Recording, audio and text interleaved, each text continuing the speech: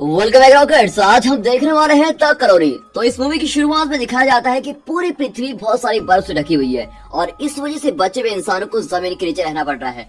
अब जमीन में रहने के लिए बनाई कुछ जगहों में से एक जगह का सीन दिखाया जाता है। वहाँ की बहुत छोटी गलियों में खतरे की घंटी बज रही होती है। फिर दो लोग दिखाए जाते हैं जिनको कुछ दूरी से रोने और चिल्लाने की आवाजें आ रही है। अब इस वजह से वो दोनों लोग उन आवाज से बड़े दूर भाग रहे होते हैं। तभी उनका दरवाजा देखता है और वो दोनों उनको अंदर लेने के लिए बड़ी भीख मांगते हैं। अब हमें जमीन के नीचे रहने की बनाई दूसरी जगह को दिखाया जाता है। वहाँ पर एक आदमी सैटेलाइट्स को संपर्क करने वाली मशीन को ठीक कर रहा होता है। तभी एक दरवाजा खुलता है और वहाँ से 3 आदमी बाहर आते हैं। उनमें से एक बीमार आदमी दिखाया जाता है। वो एक और दिन जिंदा रहने के लिए भीख मांगता रहता है, लेकिन मैसन नाम का एक आदमी इसको जिंदा नहीं छोड़ना चाहता, क्योंकि अगर उसको जिंदा छोड़ दिया तो बीमारी फैलने का खतरा होगा। और मैसन को लगता है कि एक दिन जिंदा छोड़ने से वो बीमार आदमी ठीक भी नहीं हो सकता। फिर वो बीमार आदमी मान ही लेता है कि उसके भाग्य में मरना ही लिखा है, तो चलो कोई बात नहीं। लेकिन वो आदमी कहता है कि मैं गोली से मरने की बजाय यहाँ से भाग कर जाना चाहूंगा। लेकिन मैसन उस आदमी की बात नहीं मानना चाहता। तभी वहाँ पर सैम नाम का एक और आदमी आता है। वो मैसन को याद दिलाता है कि बीमार हुए लोगों के पास एक राइट्स है, वो यह है कि अगर वो यहाँ से जाना चाहे तो जा सकते हैं। लेकिन मैसन बताता है कि वो बीमार आदमी भी बाकी सभी बीमार लोगों की तरह वापस आएगा जैसे वो लोग आते हैं। फिर सैम और मैसन के बीच इस बात को लेकर बहस भी हो जाती है और तभी बीमार आदमी वहाँ से भागने की कोशिश करता है। मैसन उसको देखता है और पीछे से गोली मार देता है। अब दिखाते हैं तो एक छोटी सी जगह में बहुत सारे लोग रह रहे होते हैं और इस वजह से सर्दी से होने वाला आम बुखार भी बहुत ही खतरनाक हो गया है। वो बुखार लोगों के लिए बहुत ही खतरा बन गया है और वो कभी भी सभी लोगों में फैल सकता है। अब इस वजह से कॉलोनी में रह रहे लोगों ने कुछ नियम बनाए हुए हैं। पहला नियम यह है कि अगर कोई इंसान बीमार हो जाता है तो उनको कुछ दिन के लिए अलग रहना पड़ेगा, लेकिन अगर इन दिनों में वो इंसान ठीक नहीं होता तो उसको या तो मौत मिलेगी या फिर उसको यहाँ से दूर जाना होगा। इन दोनों में से कोई एक चीज सुननी होगी। अब जिस जगह पर सैम रह रहा है वो बहुत ही खास है, क्योंकि वो जगह उन जगहों में से है जहाँ अभी भी जिंदगी पल रही है। इस जगह पर अभी भी बीजों को संभाल कर रखा जाता है और खाने के लिए उनको उगाया भी जा सकता है। काफी लोग उस जगह रहते हैं, लेकिन वहाँ पर भी लोग मर रहे हैं और वहाँ पर रहने वाली जनता भी कम होती जा रही है। और अभी भी कुछ लोग एक ऐसी जगह पर रहने का ख्वाब देख रहे हैं जहाँ आसमान हो, हरियाली हो, सब कुछ हो। लेकिन सैम ऐसी बातों पर विश्वास नहीं करता। उसको लगता है कि शायद ही ऐसी जगह हमको कभी मिले। साथ ही सैम बुखार से ज्यादा वहाँ रह रहे दूसरे लोगों से डरता है। तभी हमें ब्रिक्स नाम के आदमी से मिला जाता है जो उसके पास से गुजरता है और सैम उसके पीछे जाने लगता है। ब्रिक्स को अच्छे से पता है कि सैम उसके पीछे क्यों आ रहा है। वो बताता है कि ऊपर मरने वाला आदमी बीमार था और इसीलिए उसका मरना बेहद ही जरूरी था, क्योंकि अगर उसको नहीं मारते तो बीमारी फैल सकती थी। लेकिन सैम बीच में बताता है कि कैसे उस आदमी ने वहाँ से दूर जाने का तय किया था, लेकिन मैसन ने उसकी बात नहीं सुनी और उसको वहीं पर जान से मार दिया। अब इस बात को सुनकर ब्रिक्स चुप हो जाता है। ब्रिक्स को भी ये बात पसंद नहीं आती है, लेकिन वो सैम को बताता है कि उनके पास इससे बहुत बड़ी समस्या है देखने के लिए। फिर वो दोनों कॉपर नाम के एक आदमी के पास जाते हैं। कॉपर बताता है कि जमीन में एक जगह है जिसका नाम कॉलोनी 5 है और वहाँ पर उसका बहुत समय से संपर्क नहीं हुआ है। हालांकि कॉपर ने खतरे के बारे में कॉलोनी 5 को मैसेज भेज दिया है, लेकिन फिर भी वहाँ से कोई जवाब नहीं आया है। फिर ब्रिक्स कॉपर को आगे क्या करना है इस बारे में बताता है। साथ ही सैम को विक्टर की मदद करने के लिए भेजता है। जब सैम विक्टर की मदद करने के लिए जा रहा होता है तभी कॉपर की आवाज आती है। कॉपर सभी लोगों से कहता है कि आधे घंटे में एक जरूरी मीटिंग होनी है।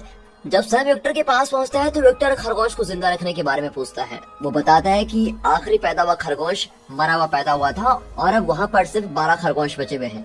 उन 12 खरगोशों में सिर्फ एक ही मादा खरगोश है और बाकी खरगोश उससे दोस्ती नहीं करना चाहते हैं।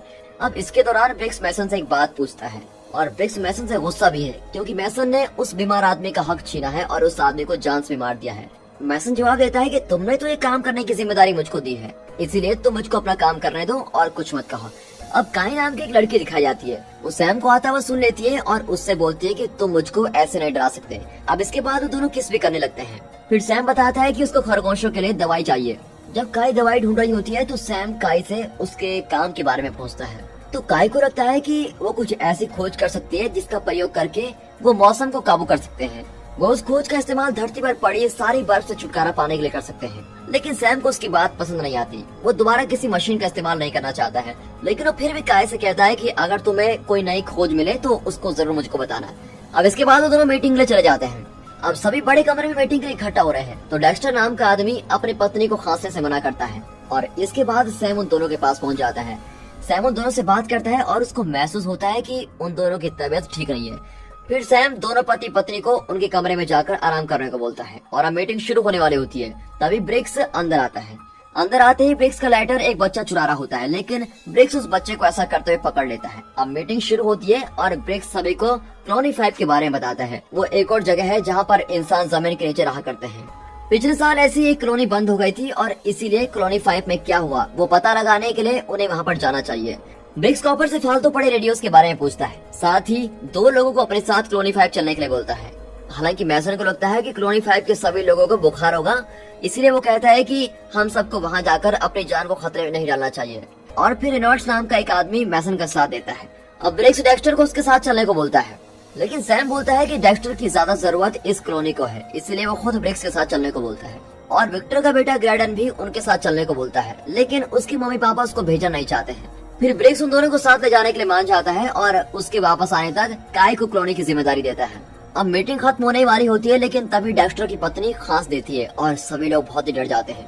ब्रिक्स मैसन को इशारा करता है और वो उन दोनों पति पत्नी को अपने साथ लेके जाते हैं। ब्रिक्स डेक्स्टर को बोलता है कि उनके खराब तबीयत के बारे में उन्हें उनको पहले ही बता देना चाहिए था। अब मैसन उन दोनों की जांच अभी करना चाहता है, लेकिन ब्रिक्स मैसन से उसके वापस आने तक का इंतजार करने को बोलता है। वो मैसन से काय की बातें सुनने को भी बोलता है, लेकिन मैसन को लगता है कि काय बड़े फैसले नहीं ले सकती और सबकी जिम्मेदारी उठा नहीं सकती। अभी सैम को एक सपना आता है जिसमें एक बच्चा है और वो बर्फ में कहीं खो गया है और उसको अपनी माँ मरी हुई मिलती है। वो सपने से जागता है और उसको सुनकर काय उसके पास आती है। वो काय को सपने के बारे में बताता है और काय उसको समझाती है कि तुम्हारी इस सब में कोई गलती नहीं है। हालांकि काय को चिंता भी होती है कि सैम वहाँ पर जा रहा है और इसलिए वो सैम से जल्द वापस आने को बोलती है। अब अगले दिन सैम, ब्रिक्स और गैडन कॉलोनी से निकल जाते हैं और सबसे पहले वो एक बर्फ से जमे हुए एक शहर से गुजरते हैं। इसके बाद वो मौसम में बदलाव लाने वाले एक मशीन के पास पहुंचते हैं। अब ग्रेडन सोच रहा होता है कि क्या वो मशीन अभी भी काम कर रही होगी, लेकिन ब्रिक्स बताता है कि वो मशीन बहुत समय पहले ही खराब हो चुकी है। अब वो बर्फ से होते हुए अपने सफर को जारी रखते हैं और एक पुल पर पहुंच जाते हैं जो कि पार करने के लिए थोड़ा खतरे वाला दिख रहा है। वो पुल में बने हुए छोटे छोटे गैप से आगे बढ़ रहे होते हैं, लेकिन तभी उनको रास्ते में एक बड़ा गैप मिलता है। अब उस गैप को पार करने के लिए उन्हें काफी खतरा उठाना पड़ता है और उसको पार करते हुए तो ब्रिक्स लगभग गिरने वाला था, लेकिन किसी तरह वो बच जाता है और आगे चला जाता है। तभी उस गैप को पार करते हुए ग्रेडन को एक गाड़ी दिखाई देती है और उस गाड़ी से कोई आदमी चिपका हुआ बैठा होता है। वो उस आदमी की तरफ ध्यान से जाते हैं। वो देखते हैं कि उस आदमी ने खुद को और अपनी पत्नी को गोली से मार दिया है। अब उस आदमी ने खुद को गोली क्यों मारी इस बारे में उनको पता नहीं चलता और इसलिए ब्रिक्स उनको आगे बढ़ते रहने को बोलता है। तभी रास्ते के बीच उनको एक टूटा हुआ हेलीकॉप्टर मिलता है जिसको लोग अपने सफर के दौरान आराम करने के लिए यूज करते हैं। फिर ब्रिक्स अपने कॉलोनी के लोगों को फोन करता है और सभी चीजों के बारे में बताता है। कॉपर बताता है कि डेक्स्टर और उसकी पत्नी की तबीयत पहले से भी ज्यादा खराब हो गई है। अब मैसन उन दोनों पति पत्नी की जांच करना चाहता है, तो ब्रिक्स कॉपर को अधिकार देते हुए बोलता है कि अगर मैसन ने कुछ भी गलत किया तो तुम उसके खिलाफ कोई भी कदम उठा सकते हो। फिर फोन पर बात करने के बाद ब्रिक्स सैम को बताता है कि सैम उसको इसी हेलीकॉप्टर के पास एक जगह से मिला था। अब सैम ग्रेडन को बताता है कि वो बचपन में इस हेलीकॉप्टर के पास कैसे पहुंचा था। वो बताता है कि जब मेरे साथ के बचे हुए लोगों का खाना खत्म हो गया था और वहाँ पर कुछ भी नहीं था, इसलिए कुछ आदमी मदद और खाना ढूंढने के लिए पास के शहर में गए थे, लेकिन वो कभी भी वापस नहीं आए। वहाँ के लोग मरने लगे थे और इसीलिए मैं अपनी माँ और बहन को वहाँ से बाहर निकालना चाहता था। उसके बाद मैं और मेरा परिवार एक अच्छे रहने की जगह ढूंढने के लिए निकल जाते हैं, लेकिन तभी एक बड़ा तूफान आता है और मैं ही उस तूफान में बच पाया था क्योंकि वहाँ पर मुझको ब्रिक्स मिल गया था। अब अगले दिन वो अपना सफर जारी रखते हैं और कॉलोनी 5 के पास पहुँच जाते हैं। जब वो अंदर जाने के दरवाजे के पास पहुँचते हैं तो उनको बर्फ पर गिरा हुआ खून दिखाई देता है और साथ ही उनको अंदर आते हुए धुएं की खुशबू आती है। अब ब्रिक्स अकेले अंदर जाता है और बाकी दोनों को बाहर इंतजार करने के लिए कहता है। हालांकि ग्रेडन अंदर जाने से डर रहा है, लेकिन सैम उसको समझाता है कि उनका साथ रहना सबसे ज्यादा जरूरी है। अब जब वो अंदर पहुंचते हैं तो उनको जमीन पर गिरा हुआ बहुत सारा खून दिखाई देता है। सैम ब्रिक्स से पूछता है कि आखिरी बार जब ब्रिक्स यहाँ पर आया था तब यहाँ कितने इंसान बचे थे, जिसके जवाब में ब्रिक्स बताता है कि आखिरी बार यहाँ पर 50 जिंदा लोग थे। अब वो कॉलोनी के अंदर जाते हैं और उनको पहले से भी ज्यादा खून मिलता है। ब्रिक्स ग्रेडन को एक बंदूक देता है और कहता है कि अगर कोई दिक्कत हो तो इसका यूज कर लेना। अब वो शांति के साथ आगे बढ़ते हैं। वो देखते हैं कि सभी चीजें बुरी तरह से फैली हुई हैं और सारी जगह बहुत ही ज्यादा खून लगा हुआ है। अब ये सब देखकर ग्रेडन मान लेता है कि सभी लोग मारे जा चुके हैं और तभी कुछ दूरी से कुछ अजीब आवाज आती है। उन आवाजों को सुनकर वो मान लेते हैं कि कोई तो यहाँ पर जिंदा है और जल्द ही वो उन आवाजों का पीछा करने लगते हैं। तभी सैम उस आवाज का पता लगाने के लिए सबसे आगे चलता है। वो एक दरवाजे पर पहुंचते हैं जिसके ऊपर बहुत बड़ी बड़ी खरोंचें लगी हुई हैं। अब वो उसको खोलते हैं और सबसे पहले ब्रिक्स अंदर जाता है और अंदर उनको एक आदमी देखता है जो कि मरा हुआ लग रहा है। जब वो उस आदमी के पास पहुंचते हैं तो वो आदमी खड़ा हो जाता है, जिससे ब्रिक्स और उसके साथी डर जाते हैं। वो आदमी डरा हुआ है और डर की वजह से ब्रिक्स से लड़ने की कोशिश करता है। ब्रिक्स और उसके साथी बताते हैं कि वो वहाँ पर मदद करने के लिए आए हुए हैं। अब डरा हुआ आदमी दरवाजे को बंद करने के लिए बोलता है तो सैम उसको कुछ पानी देता है और वो आदमी अपना नाम लेलन बताता है। जब सभी उस आदमी से सवाल पूछ रहे होते हैं तो वो आदमी खाना खाने के लिए मांगता है और लेलैंड को ये भी पता नहीं है कि वो इस कमरे में कितने दिनों से रह रहा है। उसको किसी और इंसान की जिंदा बचने के बारे में पता भी नहीं था।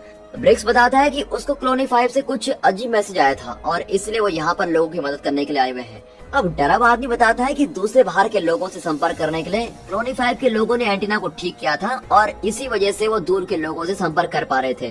कॉलोनी 5 में एक अधूरा मैसेज आया था। उस मैसेज में एक वीडियो है जिसमें एक आदमी दिखता है। वो मौसम को काबू करने वाली एक मशीन को ठीक कर देने की बात करता है। मशीन को ठीक करके उन्होंने सभी बर्फ को पिघला दी है, जिससे उपजाऊ जमीन दिखने लगी है। उनके पास पेड़ पौधे उगाने के लिए बीज नहीं है और इसलिए वो किसी को बीज के साथ वहाँ पर बुला रहे हैं। वो आदमी कहाँ पर है मैसेज में इसके बारे में ठीक से पता ही नहीं चलता।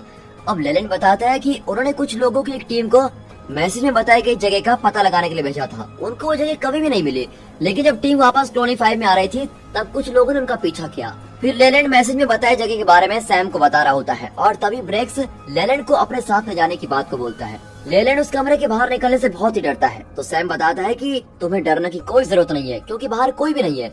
अब ब्रिक्स ग्रेडन को अपनी कॉलोनी से बात करने को बोलता है। साथ ही ब्रिक्स सैम से बोलता है कि काम आने वाली चीजों को इकट्ठा कर दो। अब ब्रिक्स को एक जगह पर बॉम्ब मिलता है और तभी ग्रेडन बताता है कि वो अपने कॉलोनी से संपर्क नहीं कर पा रहे हैं। ब्रिक्स ऊपर जाकर कॉलोनी से दोबारा संपर्क करने की बात करता है। अब वो बाहर निकलने के लिए तैयार हो ही रहे होते हैं, लेकिन अचानक उनको बाहर से एक भयानक आवाज आती है। फिर ब्रिक्स उस आवाज का पीछा करने की कोशिश करता है, लेकिन जब उसको आसपास कुछ नहीं दिखता तो वो बाकी सभी लोगों को पीछे आने को बोलता है। वो चारों कमरे से बाहर आ जाते हैं, लेकिन ग्रेडन से बचता हुआ लेलैंड वापस कमरे में जाकर खुद को बंद कर लेता है। अब इसके साथ ब्रिक्स और उसके साथी अंदर बनी छोटी गलियों से होते हुए आगे जाते हैं। इसके साथ उनको बहुत तेज चिल्लाने और दरवाजे पीटने की आवाज आती है। कॉलोनी के और अंदर पहुंचकर उनको वहां पर किसी की हिलती हुई परछाई दिखाई देती है और ग्रेडन को लगता है कि उन तीनों को यहाँ नहीं आना चाहिए था क्योंकि यहाँ पर खतरा हो सकता है। अब इसके बाद वो अपनी टॉर्च की लाइट्स को बंद कर देते हैं। वो आवाजों के पास पहुँचते हैं और उनको बहुत सारा खून खराबा दिखाई देता है। अब इस सब के पीछे एक आदमी एक इंसान के शरीर को काट रहा है। वहाँ एक और आदमी है जो इंसान का शरीर खा रहा है और तीसरा आदमी अपने दांत तीखे कर रहा होता है। कॉलोनी 5 में रहने वाले सभी लोगों को मार दिया गया है। अब कसाई को सैम और उसके साथियों की खुशबू आ जाती है और वो जल्दी से पीछे मुड़कर देखता है, लेकिन तभी सैम उसको मार देता है। अब उन मरे पड़े शरीरों के बीच में से एक और आदमी जाग जाता है और तीनों का पीछा करने लगता है और काफी सारे उनका पीछा करने लगते हैं। फिर सैम उन आदमखोरों के सरदार पर गोली चलाता है और तीनों वहाँ से भाग जाते हैं। अब सभी आदमखोर उनका पीछा करने लगते हैं। तभी ब्रिक्स एक बॉम्ब फेंकता है, लेकिन उससे ज्यादा आदमी नहीं मार पाते। ग्रेडन सबसे आगे भाग रहा होता है, लेकिन दो आदमखोर उसके सामने आकर उसको पकड़ लेते हैं और उस पर हमला कर देते हैं। ब्रिक्स और सैम उसकी मदद के लिए आदमखोरों पर गोली चलाते हैं, लेकिन वहाँ और ज्यादा आदमखोर आने लगते हैं। अब वो दोनों सभी आदमखोरों से जीत जाते हैं, लेकिन ग्रेडन पहले ही मर गया है और वो उसके लिए अब कुछ भी नहीं कर सकते। फिर दोनों जल्दी से बाहर भागने लगते हैं तो सैम एक और आदमखोर पर गोली चलाता है और अब सैम की सभी गोलियां खत्म हो चुकी है। आदमखोरों के उन तक पहुंचने से पहले ही ब्रिक्स ऊपर जाने वाली कुछ सीढ़ियों को तोड़ देता है, लेकिन अचानक एक आदमखोर आकर ब्रिक्स पर हमला कर देता है। अब उनके बीच काफी लड़ाई होती है, लेकिन ब्रिक्स उसको भी मार डालता है और फाइनली ब्रिक्स कॉलोनी से बाहर निकल जाता है और बाहर निकलते ही उसको सैम मिलता है। अब ब्रिक्स एक बॉम्ब को अंदर फेंकता है, जिससे कॉलोनी में आने जाने वाला रास्ता ही बंद हो जाता है और आखिरकार दोनों वहाँ से बच जाते हैं और जिस रास्ते से वो कॉलोनी 5 तक पहुँचे थे उस रास्ते से वापस जाकर घर को निकलते हैं। फिर वो दोनों दोबारा हेलीकॉप्टर के पास पहुंचते हैं तो सैम बोलता है कि उन्हें अपने सफर को जारी रखना चाहिए, लेकिन तेजी से गिरते हुए तापमान की वजह से वो ज्यादा आगे नहीं जा पाएंगे और इसलिए ब्रिक्स वहाँ रुकने को तय करता है। उसी रात सैम ब्रिक्स से उन आदमखोरों के बारे में पूछता है तो ब्रिक्स बताता है कि लोग अपनी जान बचाने के लिए बहुत भयानक काम भी कर सकते हैं। वो सैम को एक समय के बारे में बताता है जब सेना के आदमी सभी को बचाने की कोशिश कर रहे थे। ब्रिक्स बताता है कि उसने इंसानों को अपनी भूख की वजह से बेकाबू होते हुए देखा और तब लोग इंसानों को मारकर खा रहे थे। ब्रिक्स आगे बताता है कि उसने अपने सामने ही लोगों को आदमखोरों की तरह एक दूसरे का मांस खाते हुए देखा था, इसलिए ब्रिक्स और मैसन उस जगह से भाग आए थे और तभी एक ऐसी जगह की तलाश करने निकल गए जहाँ ऐसा कुछ भी ना होता हो। अब सैम कॉलोनी 5 में आई वीडियो मैसेज के बारे में बात करता है। इसके जवाब में ब्रिक्स बोलता है उनके पास उगाने के लिए पहले से कुछ बीज पड़े हुए हैं और इसीलिए वो अपनी कॉलोनी में पहुंचकर इस बारे में कुछ न कुछ जरूर सोचेंगे। अब अगले दिन सैम देखता है कि उनके पैरों के निशानों का पीछा करते हुए आदमखोर उन तक पहुंचने वाले हैं। अब सैम को डर है कि आदमखोरों को पकड़कर वापस अपने साथ न लेके जाएं, लेकिन ब्रिक्स के पास एक योजना है और वह आदमखोरों को पुल पर रोकने का सोच रहा होता है। वो भागते हुए पुल की तरफ जाते हैं और आदमखोर भी उनका पीछा कर रहे होते हैं। फिर पुल पर पहुंचने के बाद भी वो भागते ही रहते हैं और लंबी छलांग लगाकर उस बड़े गैप को पार कर लेते हैं। अब इसके बाद ब्रिक्स बॉम्ब निकालकर पूरे पुल को उड़ाना चाहता है। वो बॉम्ब को उस बड़े गैप के पास लगा देता है और खुद वहाँ से भाग जाता है, लेकिन उसकी बुरी किस्मत तो देखो, बॉम्ब में लगी हुई आग बुझ जाती है।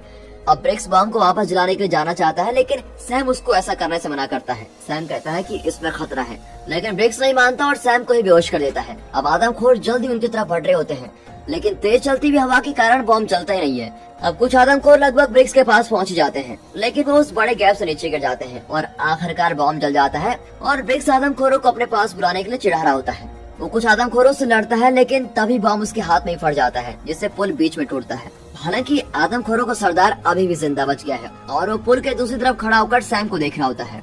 इसके बाद सैम अकेला एक कॉलोनी 5 की तरफ भागता हुआ जा रहा है। उसको रास्ते में दोबारा मौसम को काबू करने वाली वो मशीन मिलती है और कुछ देर बाद वो अपनी कॉलोनी के पास पहुंचता है।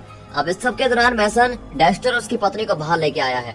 डेस्टर उसकी पत्नी के बुखार की जांच करने के लिए बार बार बोल रहा होता है, लेकिन मैसन उसकी कोई भी बात नहीं सुनता। मैसन उसकी पत्नी को गोली मारते हुए बोलता है कि अब से बुखार को लेकर किसी की कोई जांच नहीं होगी। तभी वहाँ पर काय आती है और मैसन की तरफ बंदूक तानती है। मैसन कॉलोनी को अपने हिसाब से चलाना चाहता है और इसलिए उनके बीच बहस हो जाती है। तभी उनको सैम की मदद की आवाज आती है और काय सैम की तरफ भागती है और उसी के दौरान डेस्टर वहाँ से भाग जाता है। अब काय सैम को देख रही होती है, तभी पीछे से मैसन आता है और उसी को बेहोश कर देता है। और अब दिखाया जाता है कि सैम बेहोशी से जाग रहा है और उसके पास 2 लड़कियां खड़ी है। वो बोलती है कि तुम बिल्कुल सही सलामत हो। फिर वहाँ विक्टर अपने बेटे के बारे में पूछता है, जिसके जवाब में सैम ब्रिक्स और ग्रे के मर जाने के बारे में बताता है। तभी वहाँ पर मैसन आता है और सैम के हाथों को बांध देता है। अब वो बताता है कि अब से वो खुद कॉलोनी को चलाने वाला है। वो साथ ही बताता है कि लोगों को अब से आधा खाना दिया जाएगा और किसी के थोड़ा बीमार पड़ने पर ही उसकी तुरंत जांच की जाएगी। फिर सैम कॉलोनी 5 में जो भी हुआ उस सब के बारे में बताता है। वो साथ ही बताता है कि आदमखोर उनका पीछा भी कर रहे थे। वो मौसम को बदलने वाली मशीन के ठीक हो जाने के बारे में भी बताता है, लेकिन मैसन उसकी बात पर विश्वास नहीं करता और वहाँ से चला जाता है। तभी एक छोटा बच्चा हथकड़ियों की चाबी चुरा कर लाता है और वो चाबी सैम को देता है। यहाँ विक्टर और मैसन बाहर जाकर आदमखोरों को देखते हैं। इसके बाद वो कैमरे की मदद से आदमखोरों को ढूंढ रहे होते हैं, लेकिन उनको कुछ भी नहीं मिलता। तभी वहाँ भागता हुआ रेनॉल्ड आता है और सैम के भाग जाने के बारे में बताता है और यहाँ फिर सभी सैम को ढूंढने जाते हैं, लेकिन इसके दौरान सैम काय को ढूंढ रहा होता है। काय को भी बंद करके रखा गया है और उसको चोट भी लगी हुई है। सैम उसको किसी तरह बचा लेता है। फिर वो और काय कंप्यूटर के पास जाते हैं। सैम काय को जगह दिखाना चाहता है जहाँ से मौसम को बदलने वाली मशीन को ठीक होने का मैसेज आया था। सैम को उस जगह को ढूंढने में थोड़ा समय लगता है, लेकिन वो उस जगह को ढूंढ ही लेता है। फिर सैम वहाँ से कुछ बीज अपने साथ रख लेता है और सभी को उस मैसेज में बताने के लिए भाग जाता है। यहाँ मैसन उनको पकड़ लेता है और बोलता है कि यहाँ से कोई भी बाहर नहीं जा सकता। अब अचानक बाहर से कुछ पीटने की आवाज आती है। वो कैमरे की तस्वीरें देखने जाते हैं और देखते हैं कि वहाँ पर आदमखोर लोग दरवाजा खोलने की कोशिश कर रहे हैं। आदमखोरों को सरदार डेस्टर का सर कैमरे के सामने लाकर दिखाता है और फिर कैमरा ही तोड़ देता है। अब मैसन उन सभी लोगों को बंदूक देने को बोलता है जिनको बंदूक इस्तेमाल करनी आती है, और जिनको बंदूक चलानी नहीं आती उनको वो एक सुरक्षित जगह में लेके जाता है। अब यहाँ कॉपर के ऊपर की मंजिल पर लोगों के भागने की आवाज आती है और वो जल्दी लोगों की मदद करने जाता है। और इसी बीच वहाँ की लाइट भी चली जाती है। वहाँ का दरवाजा खुलता है, लेकिन वहाँ से कोई भी अंदर नहीं आता। तभी अंदर से कुछ अजीब आवाजें आने लगती है और अचानक कॉलोनी में बनी नालियों में से एक आदमखोर बाहर निकलता है और कॉपर पर हमला कर देता है। अब जिस कमरे को सभी सुरक्षित मान रहे थे, अब वहाँ का दरवाजा खुला रहने की वजह से सभी लोगों पर आदमखोरों ने हमला कर दिया है। लेकिन एक हिम्मत वाला बच्चा उस कमरे के दरवाजे सही समय पर बंद कर देता है। अब इसके दौरान सैम और उसके साथ के लोगों को महसूस होता है कि आदमखोर पहले अंदर पहुंच चुके हैं और तभी हवा के लिए बनाई गई नालियों से आदमखोर निकलने लगते हैं। वो कुछ को मार तो देते हैं, लेकिन वहाँ और भी ज्यादा आदमखोर आ जाते हैं। अब विक्टर आदमखोरों के सरदार से लड़ता है। इसके दौरान सैम और काय बाकी सभी लोगों को बचाने की कोशिश कर रहे होते हैं और छुपने के लिए एक अच्छी जगह को ढूंढ रहे होते हैं। आदमखोरों का सरदार विक्टर को मार देता है और इसी के दौरान मैसन सबसे सुरक्षित कमरे में पहुंच जाता है, लेकिन वो सैम और काय के आने से पहले ही दरवाजे को बंद कर देता है। और कमरे के अंदर एक औरत मैसन की हरकतों से तंग आ जाती है और इसलिए वो मैसन को मारकर बेहोश कर देती है। वो सैम और काय के लिए फिर दरवाजा खोलती है। अब आदमखोर लोग अंदर आने वाले होते हैं, लेकिन वो सही समय पर दरवाजे को बंद कर देते हैं। लेकिन वहाँ का दरवाजा ज्यादा समय तक टिकने वाला नहीं है, इसलिए सैम सभी को एक रास्ता बताता है जिससे वो जमीन के ऊपर पहुँच सकते हैं। फिर सैम हवा के लिए बनाया गया एक रास्ता खोलता है और सभी उसके अंदर चले जाते हैं, लेकिन मैसन उनके साथ नहीं जाना चाहता। अब सैम मैसन की तरफ अपनी बंदूक फेंकता है, लेकिन मैसन बंदूक को सैम की तरफ तान देता है। तभी सैम बोलता है कि तुम्हें सभी गोलियों की जरूरत पड़ने वाली है और ये बोलकर सैम भी अंदर चले जाता है। अब आदमखोरी दरवाजे को तोड़ देते हैं और मैसन को पता लगता है कि आदमखोरी जल्दी अंदर पहुंचने वाले हैं, इसलिए वो गैस के भरे एक सिलेंडर पर गोली चलाता है। अब इसकी वजह से वहाँ के सभी लोग जल जाते हैं, लेकिन उनका सरदार हवा के लिए बनी सुरंग में घुस जाता है और जिंदा बच जाता है। अब वो सैम तक पहुँच जाते हैं और वो दोनों सुरंग में लड़ना शुरू कर देते हैं। फिर कुछ देर बाद वो एक दूसरे कमरे में गिर जाते हैं, लेकिन वहाँ भी उनकी लड़ाई चलती रहती है। अब आदमखोरियों को सरदार जीतने लगता है और पूरी तरह से सैम को मारता है। वो सैम को बोलता है कि अब तुम बचोगे नहीं, और फिर कुछ समय बाद सैम हिम्मत दिखाता है और दोबारा खतरनाक लड़ाई करता है और जीतने भी लगता है। फिर वो आदमखोरियों के सरदार को बेरहमी से मारता है और आखिर में उसका सर काट ही देता है। अब बाकी सभी लोग कॉलोनी से बाहर निकल जाते हैं और अपनी रहने की जगह को अंदर से जलता हुआ देखते हैं। आखिर में सैम ही वहाँ से बाहर आ जाता है। सैम बोलता है कि जिंदा बचने के लिए उनको उस जगह ही जाना होगा जहाँ से मौसम को काबू करने वाली मशीन को ठीक करने का मैसेज आया था। फिर सभी उसकी बात समझते हैं और बर्फ से होते हुए अपने सफर के लिए निकल पड़ते हैं। अब उनके लिए जिंदा बचा रहना ही सबसे जरूरी चीज है। और दोस्तों, इसी के साथ ये मूवी यहाँ पर खत्म हो जाती है। बाकी अगर आपको ये मूवी अच्छी लगी हो, एक्सप्लेनेशन अच्छा लगा हो, वीडियो अच्छी लगी हो, तो वीडियो को लाइक कर दियो और चैनल को सब्सक्राइब